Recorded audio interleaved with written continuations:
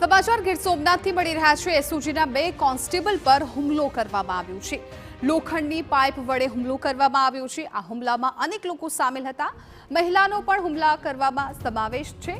ઇજાગ્રસ્ત બંને પોલીસ કર્મચારીને સારવાર માટે ખસેડવામાં આવ્યા છે। ગેરકાયદે હત્યાની તપાસ માટે પડેલી રેડ દરમિયાન આ હુમલો કરવામાં આવ્યો।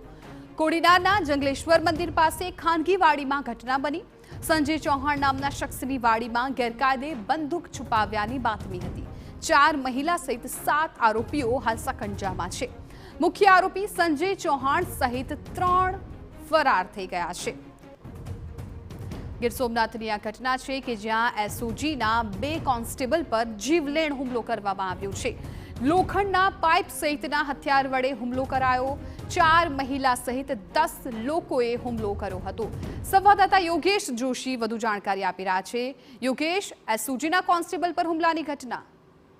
जी बात કરવામાં આવે તો એસઓજીને એક બાતમી મળી હતી કે કોડીનાર નજીકની એક વાડી વિસ્તારની અંદર ગેરકાયદેસર હથિયારો છુપાયેલા છે, જેને લઈને એસઓજીના 2 કર્મચારીઓ જ્યારે રેડ કરવા ગયા હતા ત્યારે તેમના પર 10 લોકો અને એમાં ખાસ કરીને મહિલાઓએ પણ આ 2 જવાનો ઉપર હુમલો કર્યો હતો। ત્યારે બંને હુમલો થતા ઈજાઓ થતા બંને કર્મચારીઓને સારવાર માટે ખસેડ્યા છે અને હાલ પોલીસે મુખ્ય આરોપી સિવાયના આરોપીઓને ઝડપી લીધા છે। જી બિલકુલ યોગેશ, આભાર સમગ્ર માહિતી બદલ। તો હાલ મુખ્ય આરોપી સિવાયના જે આરોપીઓ છે એ ઝડપાઈ ગયા છે। પોલીસ મુખ્ય આરોપીની શોધખોળ કરી રહી છે। હાલ તો 4 મહિલા સહિત 10 લોકોએ હુમલો કર્યો હતો તેવી વિગતો મળી છે અને 4 મહિલા સહિતના 7 જે આરોપીઓ છે એ સકંજામાં પણ આવી ગયા છે। મુખ્ય જે આરોપી છે તેને પકડવા હવે પોલીસે તજવીજ હાથ ધરી છે।